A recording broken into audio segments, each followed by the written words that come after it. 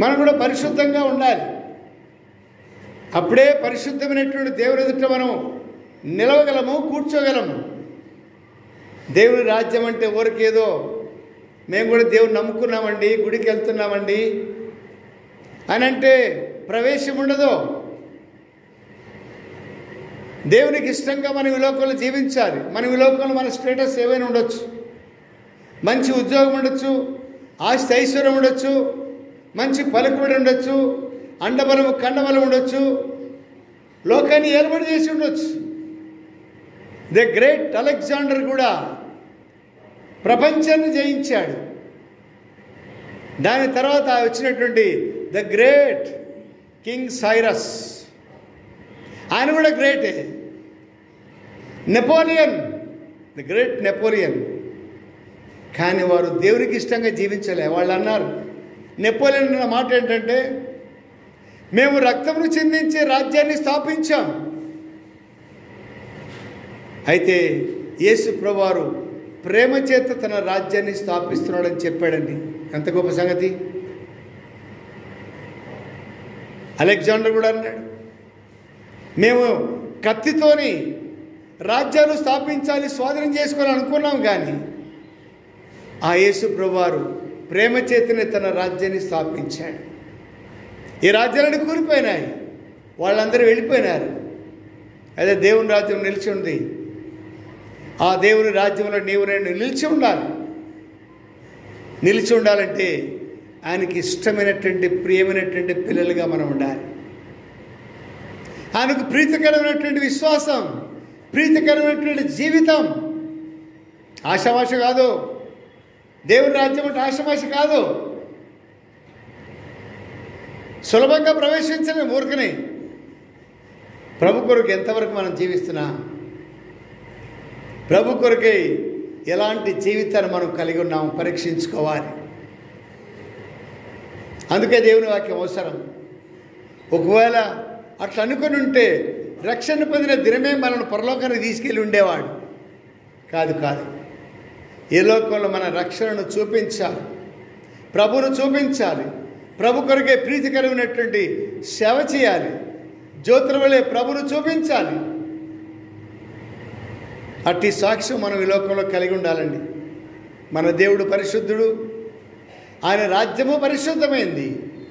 మరి పరిశుద్ధమైనటువంటి రాజ్యంలో నీవు నేను ప్రవేశించాలంటే పరిశుద్ధత అవసరం.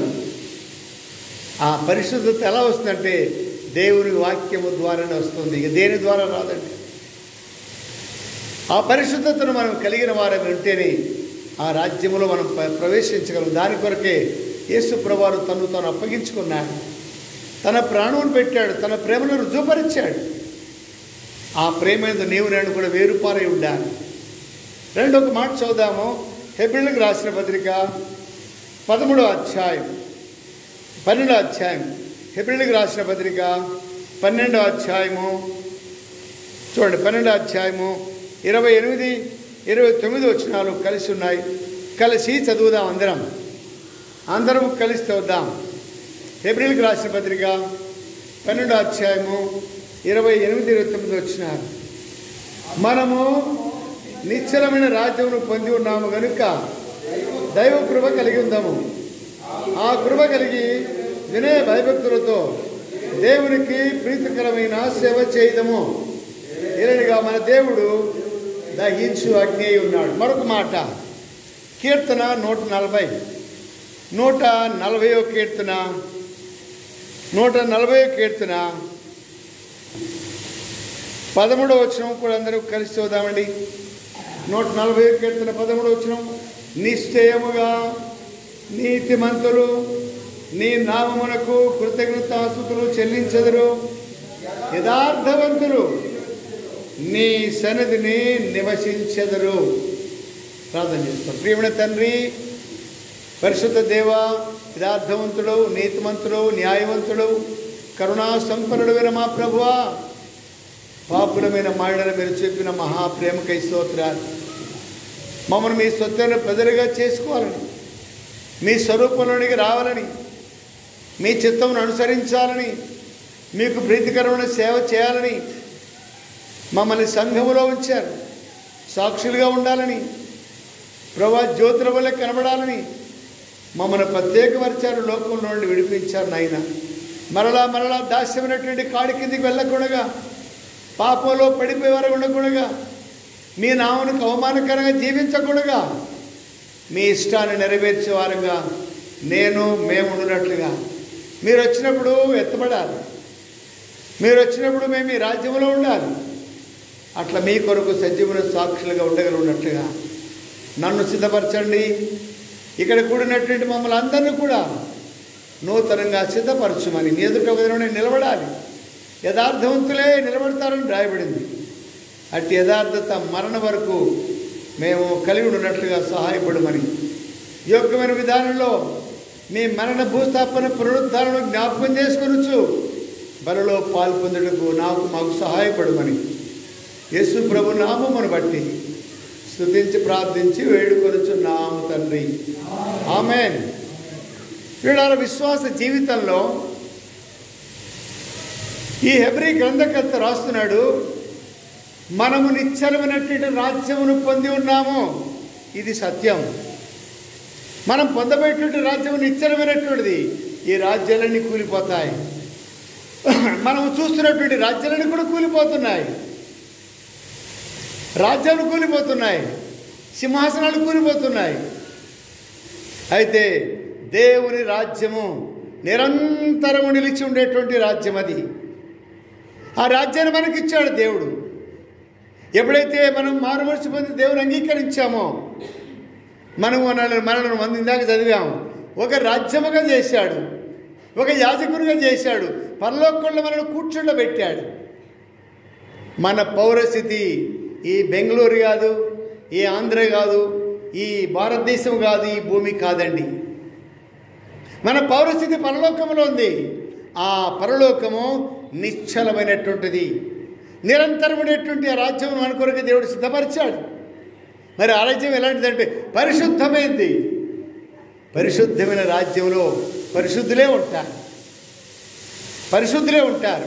చూడండి, ఎబ్రీ పత్రిక అక్కడే ఉంటుంది, దాని పక్కన చూడండి 12వ అధ్యాయము 14వ వచనం చూడండి.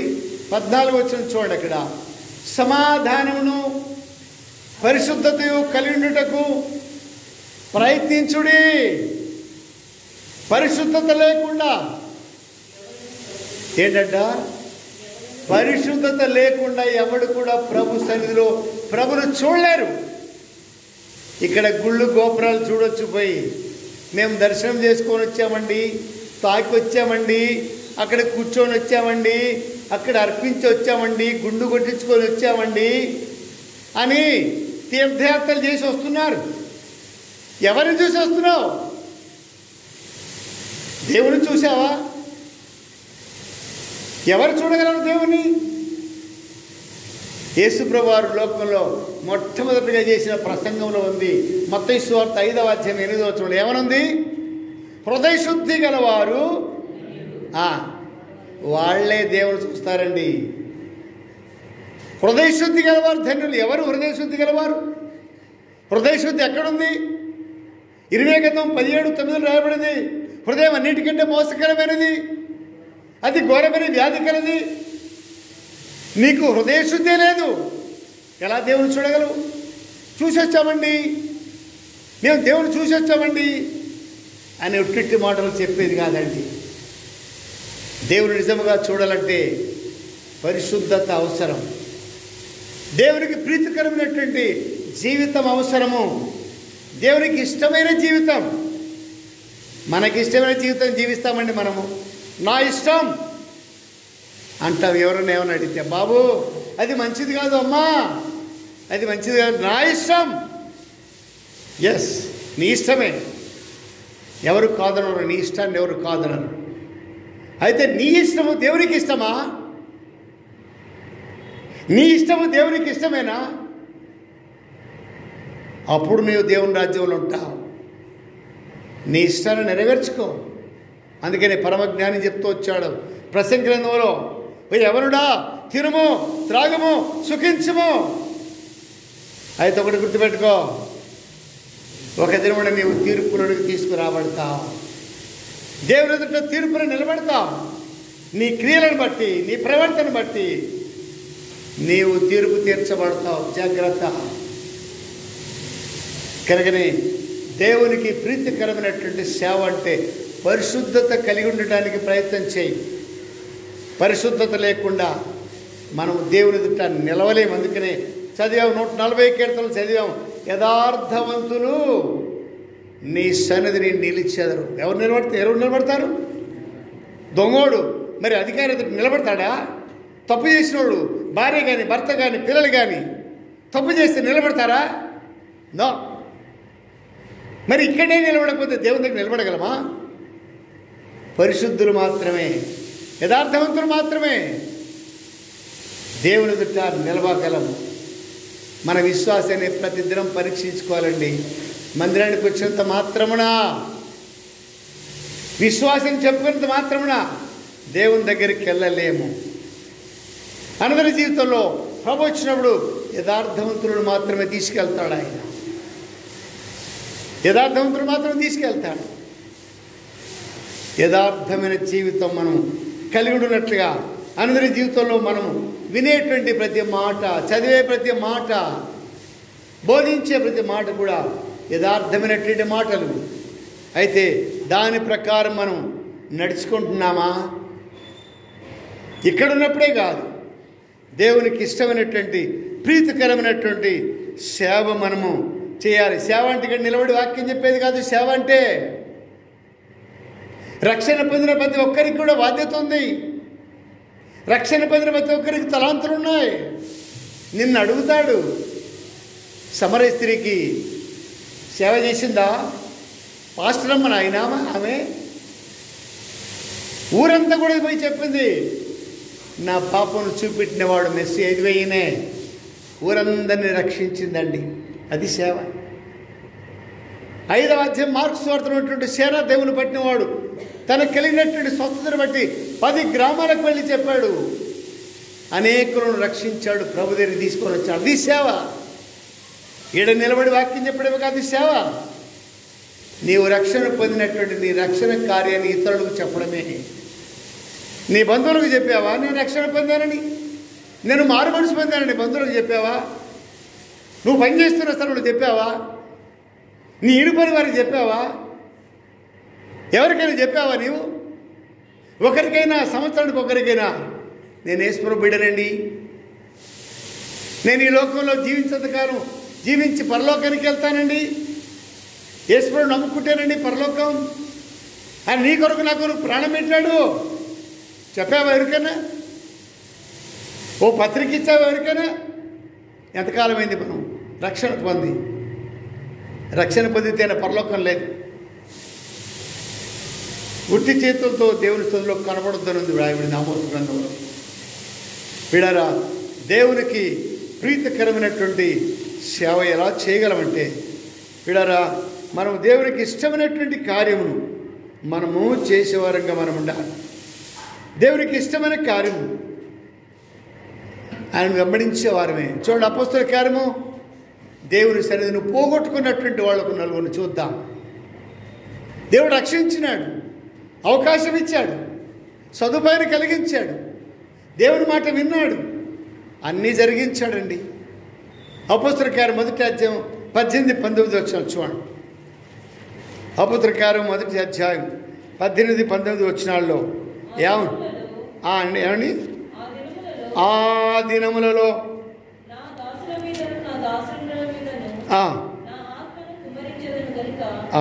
అపొస్తలుల కార్యములు, అపొస్తలుల కార్యం 1వ అధ్యాయము 17-18 వచనాలు. అతడు మనలో ఒకడుగా ఎంచబడిన వాడై ఈ యూదా ద్రోహం వలన సంపాదించిన రూకలిచ్చి పొలము కొనెను. అతడు తలకిందులుగా పడి నడిమికి బద్దలైనందున అతని పేగులన్నీ బయటికి వచ్చిన. చాలు. ఏంటంట మొట్టమొదటి మాట ఏంటి? అతడు మనలో ఒకడే, మందిరానికి వచ్చేవాడే. ఎవరైనా యేసు ప్రభువారిని వెంబడించిన 12 మంది శిష్యులు ఒకడు. గమనించాడు. 3.5 సంవత్సరాలు ప్రభు చేసిన అద్భుత కార్యాలు చూశాడు, ఆశ్చర్యకార్యాలు చూశాడు, రొట్టెలు చేపలు పంచిపెట్టడం చూశాడు, నీళ్ళ మీద నడిచేది చూశాడు, చనిపోయిన వారిని లేపడం చూశాడు, కుంటి వారిని, గుడ్డి వారిని, మూగ వారిని అందరినీ బాగు చేయడం చూశాడు. ఇన్ని చూసి కూడా ఏమైపోయినాడు? ద్రోహము వలన ధనాపేక్ష పుట్టింది. ప్రభువును వెంబడించిన వాడే. ఒక దినమున పరలోక రాజ్యంలో 12 గోత్రాల వారు 12 స్తంభాల మీద 12 మంది అపోస్తలుల పేరు రాయబలవలసినటువంటి స్థితి పోగొట్టుకున్నాడండి. పరలోక రాజ్యాన్ని పోగొట్టుకున్నాడు, శాపగ్రస్తుడైనాడు. కారణం ధనాపేక్ష. ఎన్ని తెలిసి కూడా, ఎన్ని చూసి కూడా. చూడండి, మత్తయి సువార్త 26వ అధ్యాయం చూడండి. మత్తయి సువార్త 26వ అధ్యాయంలో, మత్తయి సువార్త 26వ అధ్యాయం 14-15 వచనం రాయబడిన మాట చదువు త్వరగా. 26వ అధ్యాయము. అప్పుడు 12 మందిలో ఒకడైన ఇస్కరియోతు యూదా అను ఒకడు ప్రధాన యాజకుల వద్దకు వెళ్ళి, నేను ఆయనను మీకు అప్పగించిన యెడల నాకేమిత్తురని వారిని అడిగాను. అందుకు వారు 30 వెండి నాణెములు వానికి తూచి ఇచ్చిరి. ఎంత బాధకరమైనటువంటి మాట అండి. మిగిలిన 12 మందికి లేదు ఆశ. ఇస్కరియోతు యూదా విడారా తన యొక్క శ్రేష్టమైనటువంటి జీవితాన్ని పాడు చేసుకున్నాడు. ప్రీతికరమైనటువంటి సేవ చేయవలసిన వాడు. అదే 12 మంది ప్రపంచమంతా వెళ్ళారు. మన దేశానికి కూడా వచ్చాడు. ఎవరైనా? తోమా. భారతదేశం అంతా కూడా నేటి దినమున క్రీస్తు ప్రభును తెలుసుకోగలిగినారంటే ఆ ప్రభును వెంబడించినటువంటి ఆ తోమానే కారణం. మరి ఒకవేళ ఆ ఇస్కరియోతు యూదా ఆ ద్రోహం వలన సంపాదించుకొని ఉరి వేసుకొని చచ్చేవాడుగా ఉండకూడగా ప్రభుకు ప్రీతికరమైన సేవ చేసిండు. ఒక దేశం బాగైంది. ఒక దేశం. ఈనాడు మనం ఒక గ్రామాన్ని బాగు చేస్తున్నామా? ఒక ఇంటిని బాగు చేస్తున్నామా? ఒక వ్యక్తిని రక్షిస్తున్నామా? నీ కొరకే ప్రాణం పెట్టాడు, నిన్ను కొన్నాడు. పరలోక రాజ్యంలో నీ పేరుంది. అయితే నీవు ఒక్కరికైనా రక్షణ పొందడానికి నువ్వు కారణమైనవా? నీ పరిశుద్ధతను లోకానికి చూపించావా? ప్రీతికరమైనటువంటి సేవ చేయవలసినటువంటి వాడు ఆత్మహత్య చేసుకొని చచ్చాడు. అక్షరార్థముగా రాయబడింది. ద్రోహం వలన అన్నీ చూసి అన్నీ ఎరిగిన వాడై ధనాపేక్షతో ప్రీతికరమైనటువంటి సేవ చేయవలసినటువంటి ఇస్కరియోతు యూదా పాడైపోయినాడు, నాశనమైపోయినాడు, నశించిపోయినాడు. పరలోకంలో స్తంభాల మీద 12 పేతురు, యోహాను, యాకోబు ఇవన్నీ పేర్లు ఉన్నప్పుడు ఇస్కరియోతు పేరు లేదండి. అంత గొప్ప ఆధిక్యతను పోగొట్టుకున్నాడు. కరికర పీడారా, ఏ మధ్యాహ్న కాల సమయంలో యెహోవా నిస్సి ప్రార్థన మందిరంలో ప్రీతికరమైనటువంటి సేవ. ఒక దినమున అన్నదుట మనం నిలబడవలసినటువంటి వారు యథార్థవంతులు మాత్రమే. ఈ యూదా యథార్థతను పోగొట్టుకున్నాడు. ప్రీతికరమైనటువంటి వాడికి ఉండకూడగా ధనాపేక్ష గలవాడి ద్రోహము చేశాడు. ధనము చేత ద్రోహం చేశాడండి. ఆ విధంగా పాడైపోయినాడు. అమ్మా, నిద్రపోవద్దు. ద్రోహం వలన తన్ను తాను పాడు చేసుకున్నాడు. రెండవదిగా ఎంత గొప్ప ఆధిక్యతను పోగొట్టుకున్నాడు. రెండవ వ్యక్తిని చూద్దాం. 2వ రాజుల గ్రంథము 5వ అధ్యాయం. 2వ రాజుల గ్రంథం 5వ అధ్యాయంలో చూడండి, 19వ వచనం నుండి చదువుతాం. 2వ రాజుల గ్రంథం 5వ అధ్యాయం 19వ వచనం నుండి చదువుతాం. 5వ అధ్యాయం 19వ వచనం నుండి చదువుతాం.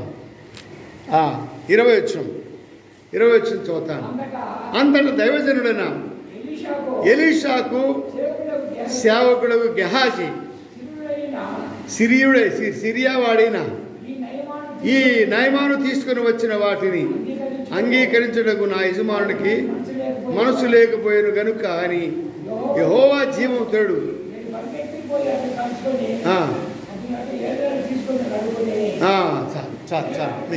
చాలండి, నేను చెప్తానండి అన్న, చాలు నేను చెప్తాను. చూడండి, ఇక్కడ రెండవ వాడు ఏలియా తర్వాత ఆశీర్వదించబడినటువంటి వారు ఎవరు? ఏలియా తర్వాత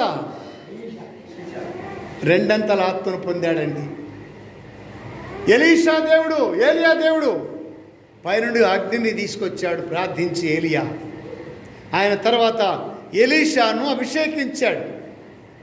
ఎలీషా ఏలియా చేసినటువంటి ఆ 9 అద్భుతాల్లో 18 అద్భుతాలు చేశాడు ఎలీషా. మరి ఎలీషా తర్వాత గెహాజీ ఏం చేయాలి? ఎంత గొప్పగా ఆశీర్వదించబడాలి? ఒకసారి ఆలోచించండి. సువర్ణాక్షరాలతో నేటి దినంలో కూడా ఎలియా దేవుడు, ఎలీషా దేవుడని ఈ దినం చెప్పుకోగలుగుతున్నాము. మరి గెహాజీ దేవుడు అని చెప్తున్నావా? ఏమైపోయినాడు గెహాజీ?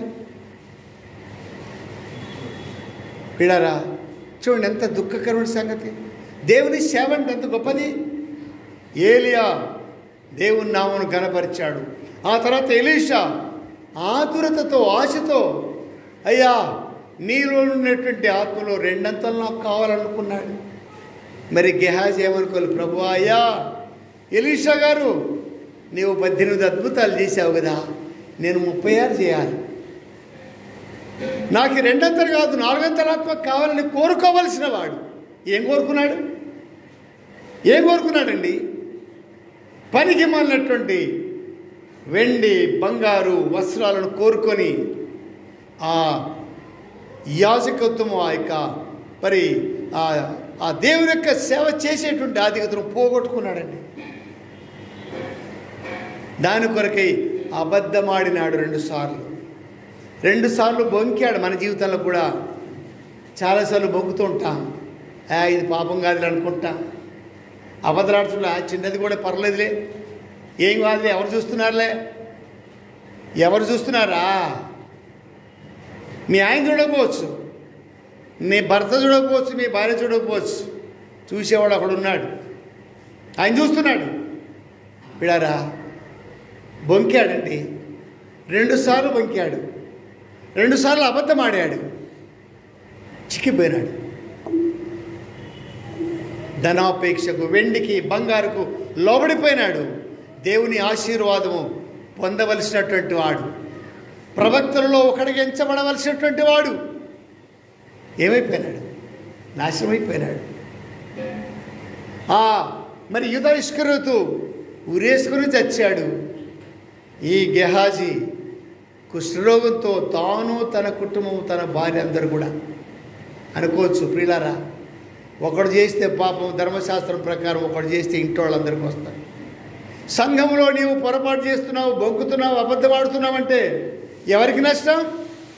ఏమండి, ఎవరండి వీళ్ళంటే యెహోవా నిస్సికి వెళ్ళేవారండి అనరా? ఏమండి అనరా? ఎక్కడికి వెళ్తారండి మీరు? మేము యెహోవా నిస్సి మందిరం అండి, గట్టిగా చెప్పుకుంటాం. ఎవరికి నష్టం?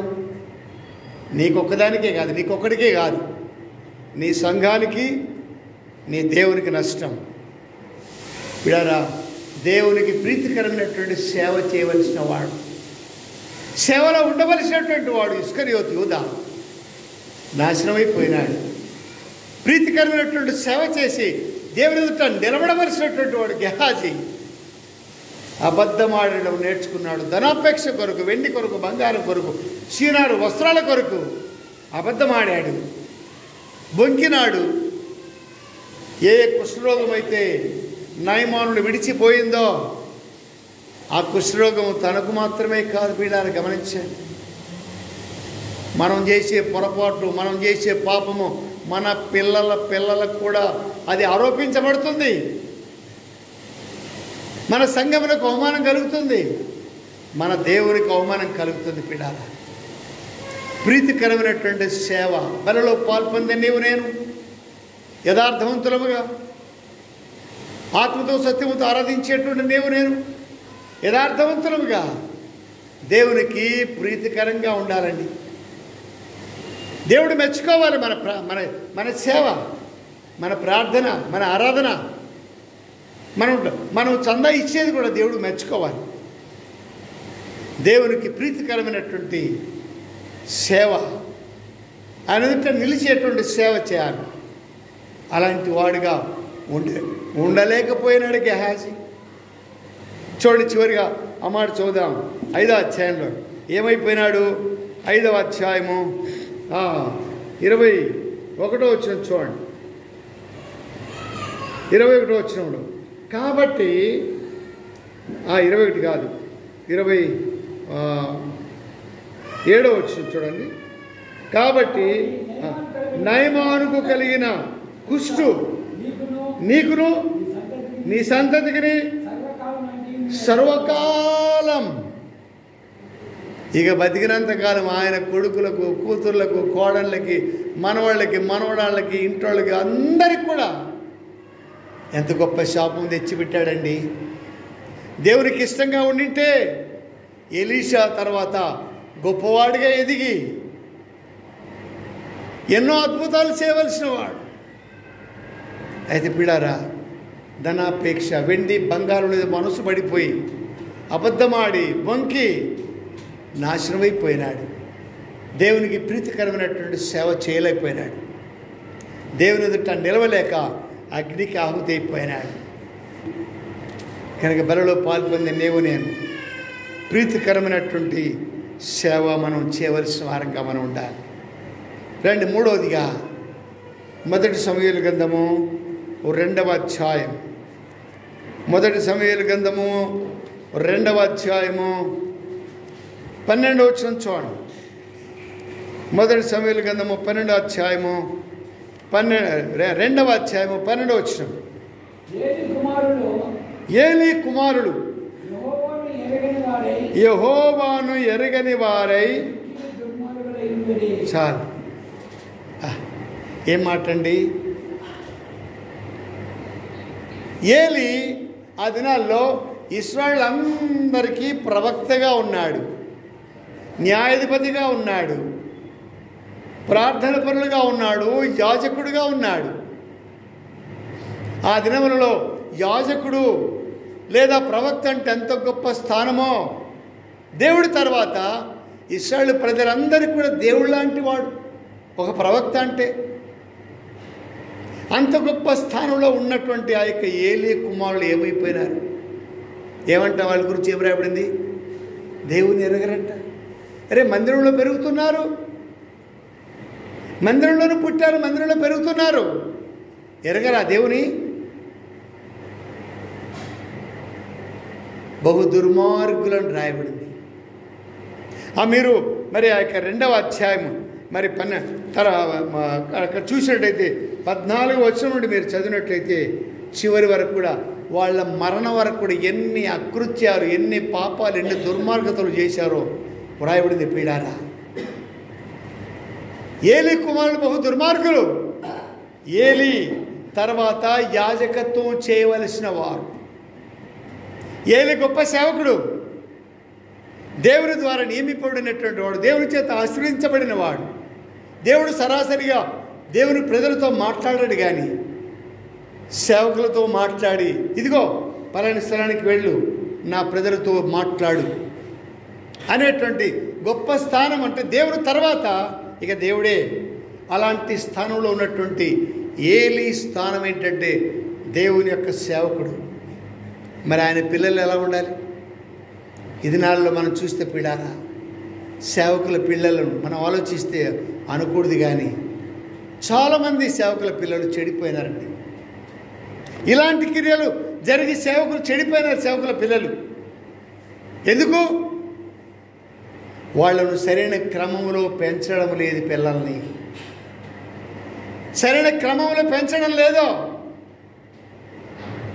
నీ పిల్లలు నీకు ముద్దే. పిల్లలను ప్రేమించు. అయితే ప్రేమించి నీవు ఈ దేవుడిని ఎవరినైతే నమ్ముకున్నావో ఆ దేవునికి తగినట్లుగా పెంచు, ఆ పరిశుద్ధతలో పెంచు, ఆ మార్గంలో నడిపించు నీ పిల్లలను. నువ్వే చెడిపోతే నీ పిల్లలు ఇంకా చెడిపోతారు. ఏలీ కుమారులు బహు దుర్మార్గులు అంటారు. ఎలా అయిపోయినారు? నీవు సరైన క్రమంలో నీ పిల్లలను పెంచలేదు. వీళ్ళని గమనించండి. నేను కూడా చాలాసార్లు చెప్తుంటాం, ఆయన సేవ చేసే చోట కూడా, మీ పిల్లలు బయటికి వెళ్తున్నారు, ఎక్కడికి వెళ్తున్నారో గమనించాలి. నీవు ఒక తల్లిగా, ఒక తండ్రిగా, నీ కుమార్తె, నీ కుమారుడు బయటికి ఎక్కడ పోతున్నాడు, ఎవరితో మాట్లాడుతున్నాడు, ఎలా ప్రవర్తిస్తున్నాడు, నువ్వు కనిపెట్టాలి. చెడిపోయిన తర్వాత నువ్వేం చేయలేవు. జాగ్రత్త. దుష్టలోకంలో ఉన్నామండి, చెడిపోయిన లోకంలో ఉన్నామండి. మన పిల్లలు ఎక్కడికి వెళ్తున్నారో, ఎవరితో స్నేహం చేస్తున్నారో, ఎక్కడ కూర్చుంటున్నారో, ఎవరితో సహవాసం చేస్తున్నారో, ఆడగాని మగగాని ఎవరైనా కావచ్చు, నీ పిల్లలను నువ్వు జాగ్రత్తగా కనిపెట్టాలి. అమ్మా అయ్యా, కనిపెట్టండి. వాడు బయటికి వెళ్ళాడండి, స్కూల్కి వెళ్ళాడండి, కాలేజీకి వెళ్ళాడండి, ఊరికి వదిలేయడం కాదు. వాడికి ఇంటి దగ్గరనే నువ్వు కూర్చోబెట్టి బోధ చేయి. కూర్చోబెట్టి బోధ చేయకపోతే వాడు పెద్దవాడైనప్పుడు తొలగిపోతాడు. ఇప్పుడు యోసేపు ఐగుప్తు దేశంలో తప్పిపోకుండా ఉన్నాడంటే కారణం ఏంటి? పసివాడు ఉన్నప్పుడే ధర్మశాస్త్రాన్ని నేర్పించారు తల్లిదండ్రులు. పాపం ఎదురుగా వచ్చింది, పాపము కౌగలించుకున్నది, పాపాన్ని విడిచిపెట్టి పారిపోయినాడు. కారణం, చిన్నతనంలో ఏదైతే నేర్చుకున్నాడో, తల్లిదండ్రులు ఏదైతే నేర్పించారో దానికి కట్టుబడి ఉన్నాడు, పాపానికి పారిపోయినాడు. దానియేలు, షడ్రకు, మెషకు, అబేద్నెగో కూడా అంతే, మొర్దెకై కూడా అంతే. అందరూ హామానుకు సాగిలపడుతున్నారు. హామాను సాగిలపడలే. కారణం, చిన్నతనుడు నేర్చుకున్నాడు, నీ దేవుడని యెహోవాకే నీవు నమస్కారం చేయాలి, నీ దేవుడని యెహోవాకి నువ్వు సాగిలపడాలని నేర్చుకున్నాడు. అందరూ సాగిలపడుతుంటే అక్కడ అన్నాడు, 3వ అధ్యాయం ఎస్తేరు గ్రంథంలో రాయబడింది, నేను యూదుడను గనక నేను ఆ పని చేయను. ఎంత మంచి స్టేట్మెంట్. నేను యూదుడు కనుక నా దేవునికే నేను సాగిలపడితే కానీ ఈ రాజు కాదు కదా, ఈ హామానుకు నేను సాగిలపడను. నీ దేవుడిని యెహోవాకే సాగిలపడాలి. కనుక పిల్లలను మనం పెంచే విధానంలో, మరి ఇప్పుడు అక్కడెక్కడో మరి బబులోను దేశంలో ఉన్నారు బానిసలుగా. అక్కడ ఉన్నప్పుడు ఎవరు చూస్తారు సాగిలపడితే? నో. ఆ విధంగానే యోసేపు కూడా పాపాన్ని విడిచిపెట్టి పారిపోయాడు. కారణం ఏంటంటే, ఏదైతే చిన్నతనుడు నేర్చుకున్నాడో, వాళ్ళ తల్లిదండ్రుల ద్వారా నేర్చుకున్నాడో, నేర్పించారో, చదువుకున్నాడో, దాని ప్రకారంగానే తాను పౌరుషంగా పాపాన్ని విడిచిపెట్టి పారిపోయినాడండి. మన పిల్లలను జాగ్రత్త పరచాలి. బయటికి వెళ్ళేటప్పుడు ప్రార్థన చేయి. ఉదయం లేవగానే పిల్లలు కూర్చోబెట్టి ప్రార్థన చేయి. వాక్యము చదివించు. నీ పిల్లలను చదివించకపోతే, వాక్యాన్ని చదివించకపోతే, ప్రార్థన నేర్పించకపోతే పడైపోతారు, చేయి దాటిపోతారు. విడారా, ఈ ఏలీ కుమారుడు ఏమైపోయినారు? ఏలీ కుమారులు బహు దుర్మార్గులైనారు. త్రాగుబోతులు, తిండిబోతులు, వ్యభిచారులు. అది చదవడానికే ఒళ్ళు గగురు పడుతుంది.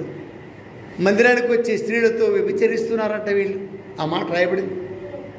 మందిరానికి వచ్చే స్త్రీలతో బలవంతంగా చేస్తున్నారో ఇష్టంగా చేస్తున్నారో తెలియదు, కానీ వాళ్ళతో వ్యభిచారం చేస్తున్నారంట ఈ పనికి మాలినటువంటి ఏలీ కుమారుడు, హోప్ని, ఫినెహాస్ అనేవాళ్ళు.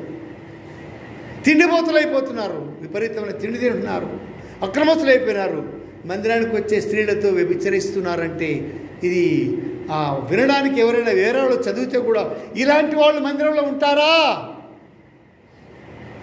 ఇలాంటి పనులు కూడా మందిరాలు జరుగుతాయా అని ఆలోచన వచ్చేటువంటి పరిస్థితి ఆ మాట. విడారా, ఎంత బాధకరమైనటువంటి మాట ఆ మాట. బహు దుర్మార్గులైనారు. ఆ దుర్మార్గులు ఎన్ని క్రియలు ఉన్నాయో మీరు చదివితే అర్థమవుతుంది. చెప్పడానికి నాకు కుదరదు, కానీ చెప్పడానికి నాకు కూడా నోరు రాదు. అలాంటి పనులు చేశారు వాళ్ళు. అందుకే వాళ్ళు మరి యాజకులుగా ఉండవలసినటువంటి వారు. వాళ్ళ నాన్న తర్వాత ఏలీ తర్వాత యాజకత్వం, దేవుని మందిరంలో యాజకత్వం చేయడం, ధూపం వేయడము, ధూపదీప నైవేద్యములు వేయడం అర్హతను కోల్పోయినారు. దేవుని సన్నిధిలో నిలిచేటువంటి భాగ్యాన్ని పోగొట్టుకున్నారు. అన్యాయంగా యుద్ధంలో చావలసి వచ్చిందండి. యాజకుడికి ఏం పనిలేదు యుద్ధానికి, అయితే యుద్ధానికి పోయినారు, యుద్ధంలో చంపబడ్డారు. అలాంటి దుర్మార్గులుగా దేవుని ఎదుట నిలబడవలసిన వారు, ప్రీతికరమైన సేవ చేయవలసిన వారు దేవునికి ప్రీతికరంగా లేరండి వాళ్ళు. మనము మన పిల్లలు బలలో పాల్పొందిన నీవు నేను మన పిల్లలు ఎలా పెంచుతున్నామో, మన పిల్లలకి ఎలాంటి క్రమశిక్షణ నేర్పుతున్నాము. మనం చదువుకుంటే సరిపోతా బైబిల్, మనం ప్రార్థన చేసుకుంటే సరిపోతుంది బైబిల్ దేవుని సన్నిధిలో. మన పిల్లలు గాలి కుదిరేద్దామా? గాలి కుదిలేశాడు ఏలీ. అలా కాదండి, మాదిరికరంగా పెట్టాడు. కొంతమందిని పౌరుషవంతులుగా పెట్టాడు, కొంతమంది పనికిమాలినలను పెట్టాడు బైబిల్లో. మన పిల్లలు ఎలా పెంచుతున్నాం? ఎలా పెంచుతున్నాం మన పిల్లల్ని? ఎవరిని అనేది? నీ పిల్లలు తప్పు చేస్తే ఎవరిని అంటారు? ఎవడరా వీడు, వీళ్ళ నాయన ఎవడరా, వీళ్ళ అమ్మ ఎవడరా, ఏమమ్మా బుద్ధి లేదా నీకు, ఏమయ్యా బుద్ధి లేదా, ఇట్లా పెంచావు అనరా? విడారా? ప్రభు అంతకంటే ఎక్కువగా శిక్షించేవాడు ఉన్నాడు. ఒక దినమున ప్రభు ఎదుట నిలబడకుండా పో, నిత్య నరకానికి వెళ్ళని పంపిస్తాడు. యథార్థవంతులు మాత్రమే నీ సన్నిధిలో నిలిచెదరు. ఎంత మంచి మాట భక్తుడు రాస్తున్నాడు 140 వచ్చినప్పుడు. యథార్థవంతులు, నమ్మకస్తులు, నీతి గలవారు నీ సన్నిధిలో నిలబడతారు. మరి నువ్వు నిలబడుతున్నావా? నువ్వు నిలబడగలవా? యథార్థంగా ఉన్నావా? పరిశుద్ధంగా ఉన్నావా? నీ ప్రవర్తన, నీ మాటలు, నీ క్రియలు, నీ తలంపులు, బయటికి వెళ్ళినప్పుడు, ఉద్యోగం చేసేటప్పుడు, చదువుకునేటప్పుడు, పని చేసేటప్పుడు ఎలా ఉంది నీ ప్రవర్తన? ఇప్పుడు నిన్నెవరు పరీక్షించరు, ఇప్పుడు నిన్నెవరు ఆక్షేపణ చేయరు. అయితే దేవుడు చూస్తున్నాడు. ఎవరైనా కావచ్చు, ఈ లోకంలో బోధించేవాడు కావచ్చు, సేవకుడు కావచ్చు, వాళ్ళ పిల్లలు కావచ్చు, విశ్వాసులు కావచ్చు, పెద్దలు కావచ్చు, ఎవరైనా కావచ్చు, అందరికీ ఒకటే తీర్పు. కనుక బిడ్డారా, ఆ తీర్పులో నుండి దేవుడు మనం తప్పించాలని, ఆయన సన్నిధిలో నిర్దోషులుగా, యథార్థవంతులుగా మనం నిలిచి ఉండాలని, నిరంతరమైనటువంటి రాజ్యంలో నేను సదాకాలం ఆయనతో పాటు ఉండాలని ప్రభు కోరుతున్నాడు. దాని కొరకే ప్రభు యొక్క మరణ, భూస్థాపన, పునరుత్థానములకు గుర్తుగా మన ఎదుట బల్ల ఉంచాడండి. ఏ మధ్యాహ్న కాల సమయంలో ప్రభు బలలో పాలు పొందడానికి తీర్మానించినటువంటి నీవు నేను రండి. మరొక మాట చూసి ముగిద్దాం, మరొక వ్యక్తిని చూసి ముగిద్దాం. విడారా, మరి యూదా ఇస్కరియోతును చూసాం, గెహాజీని చూసాం, హోప్ని, ఫినెహాసును చూసాం. విడారా, చూడండి మరొక మాట. మొదటి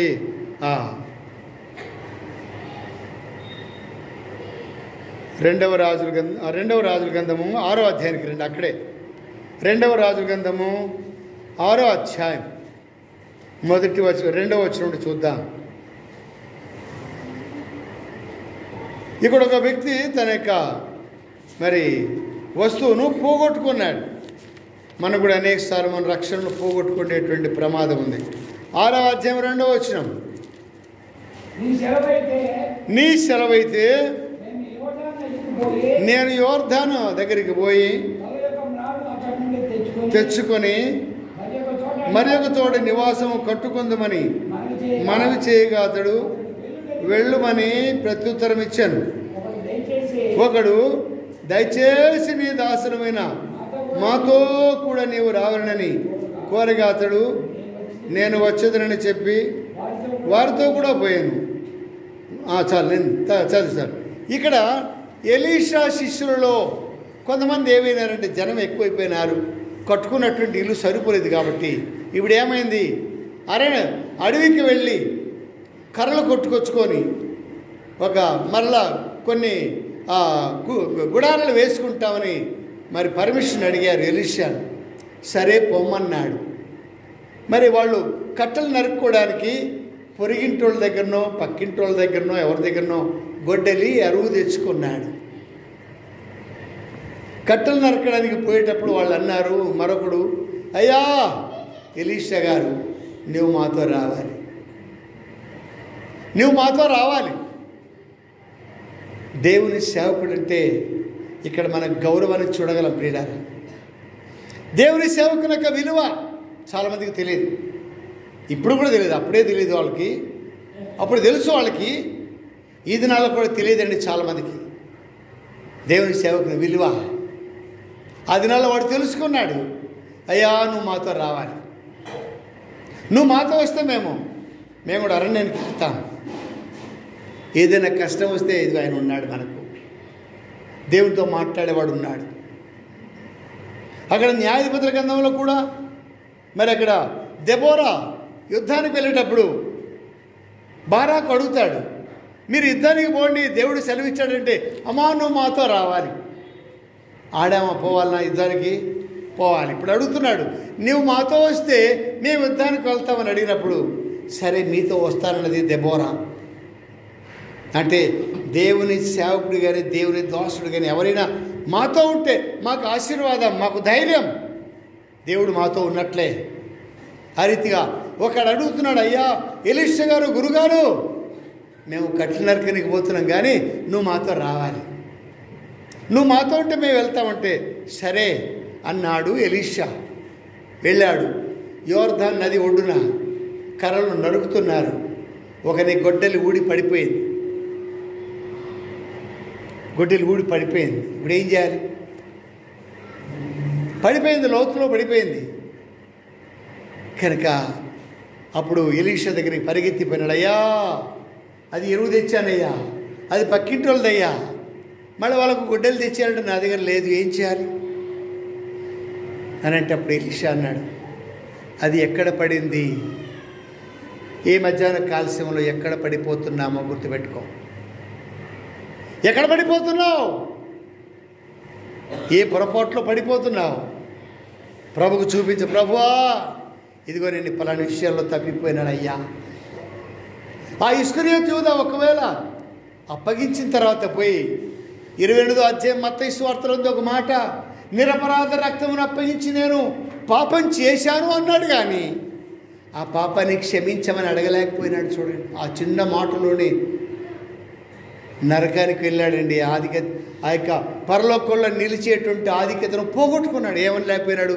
నిరపరాధ రక్తమును అప్పగించి నన్ను పాపం చేశాను అన్నాడు, కానీ క్షమించమని ఒక మాట అడగలేకపోయినాడు. అదే ప్రకారంగా గెహాజీ కూడా, అయ్యా నిజమేనండి, ఏదో నువ్వు వద్దన్నావు, నేను తెచ్చుకున్నాను, నన్ను క్షమించమని అడిగాడా? అడగలే. ఇలాంటి చిన్న చిన్న పొరపాట్లు. ఎక్కడ పడిపోయినావు? ఎక్కడ పడిపోయినావు? ప్రభువు చెప్పు. విశ్వాస జీవితంలో బలలో పాలు పొందేటప్పుడు ఎక్కడ పడిపోయినావు? ఎక్కడ తప్పిపోయినావు? మాటల్లో, క్రియల్లో, తలంపులో, పిల్లల విషయాల్లో, మరి కుటుంబ విషయాల్లో, మందిరానికి వచ్చే విషయాల్లో, ప్రభుని సేవించే విషయాల్లో, ప్రభుకి ఇచ్చే విషయాల్లో ఎక్కడ తప్పిపోయినావు? ప్రభుకు చూపిస్తే దాన్ని తిరిగి నీకు సమకూరుస్తాడండి. ఎక్కడ తప్పిపోతున్నామో, తప్పిపోనులు ఎవరు లేరు. అందుకని చూడండి ఒక మాట, కొరింథీయులు రాసిన 2వ పత్రిక 10వ అధ్యాయంలో చూడండి. కొరింథీయులు రాసిన 2వ పత్రిక 10వ అధ్యాయము 10వ అధ్యాయం 2వ వచనం చూడండి. 2వ వచనం 11వ అధ్యాయం 2వ వచనం 11వ అధ్యాయం 2వ వచనంలో, దేవాసక్తితో నీడల ఆసక్తి కలిగి ఉన్నాను, ఎందుకనగా పవిత్రురాలైన కన్యకనుగా ఒక్కడే పురుషునికి అనగా క్రీస్తుకు సమర్పించవలనని మిమ్మల్ని ప్రదానం చేసుకున్నాను. పెళ్లి కుమారుడిగా రాబోతున్నాడు. పెళ్లి కుమారుడిగా రాబోతున్నాడు. పెళ్లి కుమార్తె ఎవరో? నీవు నేనే, సంఘమే.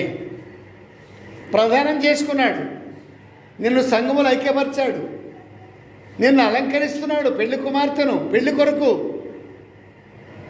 అయితే ఏమైపోయింది చూడండి, సమర్పించబడని మిమ్మల్ని ప్రధానం చేసుకుంటుంది, కానీ సర్పము కుయుక్తి చేత హవ్వను మోసపుచ్చినట్లు మీ మనస్సులను చెరిపి క్రీస్తు ఎడలను ఉన్నటువంటి సరళత నుండి, పవిత్రత నుండి ఎట్లయినా తొలగిపోవాలని. ఒకవేళ మనం ఆ స్థితిలో ఉన్నామేమో, ఎక్కడ పడిపోయినామో, పరిశుద్ధత విషయంలోనా, పరిచర్య విషయంలోనా, ప్రార్థించే విషయంలోనా, మందిరానికి వచ్చే విషయంలోనా, ప్రభుకి ఇచ్చే విషయంలోనా ఎక్కడ తప్పిపోయినావు? ఎక్కడ పడిపోయినావు? ఎక్కడ పడిపోయినావో ప్రభువుని అడుగు. ప్రభువా, ఇదిగో ఫలాని విషయంలో పడిపోయినా, ఫలాని విషయంలో తప్పిపోయినా, నన్ను లేవనెత్తు. ఆ హోప్ని పినేహాసులు కూడా పడిపోయిన స్థితిని దుర్మార్గులనే ముద్ర పడింది. అయితే వాళ్ళు అడిగింటే, ప్రభువా మమ్మల్ని క్షమించయ్యా, మేము ఫలాని విషయంలో తప్పిపోయినామని అడిగి ఉండింటే, ఏలి తర్వాత హోప్ని పినేహాసులు ఇద్దరు యాజకులుగా ఉండవలసిన వారు. మరి నీ స్థానం నా స్థానం ఏంటి? ఈ లోకంలో మనకు మంచి పోస్ట్ ఉండొచ్చు, మంచి ఇంజనీర్ కావచ్చు, కలెక్టర్ కావచ్చు, మంత్రి కావచ్చు, ప్రధానమంత్రి కావచ్చు, ముఖ్యమంత్రి కావచ్చు. ఈ లోకంలో నీ పోస్టు అదే ఉండొచ్చు, కానీ నీ పోస్ట్ ఇంకోటి ఉంది పరలోకంలో. దాన్ని పొందడానికి ఈ లోకంలో మనం సిద్ధపాటు. అందుకే సంఘంలో పెట్టాడు నిన్ను నన్ను. సంఘంలో నిన్ను నన్ను ఉంచింది దేని కొరకు? సిద్ధపాటు. ప్రభు కొరకే జీవిస్తున్నామా, లేకపోతే లోకంలో ఎక్కడో పడిపోతున్నాము? చాలామంది ఇశ్రాయేలు పడిపోయి ఆశీర్వదించబడకుండా శపించబడడానికి కారణం ఏంటంటే, శనివారం సబ్బాతు దినమున బలులు అర్పిస్తున్నారు. తెగ మరి ఆర్భాటంతో ఎంతో పవిత్రంగా పరిశుద్ధంగా శనివారాన్ని సబ్బాతు దినాన్ని ఆచరిస్తున్నారు. కానీ మిగిలిన ఆదివారం మొదలుకొని మరలా శనివారం వరకు, శుక్రవారం వరకు లోకమే, లోకవాంఛలు. ఆ దేవత దగ్గరికి, ఈ దేవత దగ్గరికి, ఆ దేవత దగ్గరికి, ఈ అడగని పడితే ఆ దేవత దగ్గరికి పోవడం, మొక్కడం. దేవుని కోపం రాదా? వారమంతా మన పరిస్థితి ఏంటి? ఈ దినం ఇంటికి వెళ్తాం, మళ్ళీ వచ్చే ఆదివారం వరకు మన పరిస్థితి ఏంటి? ఎలా బతుకుతున్నాం? దేవునికి ప్రీతికరమైనటువంటి బతుకం అనేది, అలాంటి జీవితం అనేది మనకి. పిల్లరా, ఆషామాషి కాదు పరలోక రాజ్యం అంటే. దేవుడు అంటే ఆషామాషి కాదు. ఆయన దహించు అగ్ని. ఇక అగ్ని ఒకవేళ దొంగతనం చేస్తే కూడా 2-3 వస్తువులు మిగులుతాయేమో, కొట్టుకొని పోతే 2-3 వస్తువులు మిగులుతాయేమో వర్షం వచ్చి. మరి కాలిపోతే ఏమైంది? చిత్తు పేపర్ కూడా మిగలదు, చిత్తు పేపర్ కూడా మిగలదు. దహించు అగ్ని. దేవునితో చెలగాటమొద్దు, దేవునితో చెలగాటమొద్దు. ఎవరు చూస్తున్నారని కాదు, దేవుడు చూస్తున్నాడు. పిల్లరా, ఈ మధ్యాహ్న కాలస్యంలో ప్రభువుల్లో పాల్పొందడానికి తీర్మానించుకున్న నేను దేవునికి ప్రీతికరమైనటువంటి సేవ చేయకుండా ఎక్కడ తప్పిపోతున్నాం? చూపించాడు, అయ్యా ఇదిగో ఇక్కడ పడిపోయింది. అప్పుడు ఎలీషా గారు ఒక కొమ్మను విరిచి అక్కడ వేసాడు, పైకి లేచింది. మన జీవితాన్ని చూపించి ప్రభుని అడుగుదాం, ప్రభువా పడిపోయినానయ్యా, నన్ను లేవనెచ్చు అని ప్రభుని అడిగితే ప్రభు మనకు సహాయం చేస్తాడు. ఆ విధంగా ప్రభువులో పాల్పొందుటకు మనకు ప్రభు సహాయం చేయను గాక.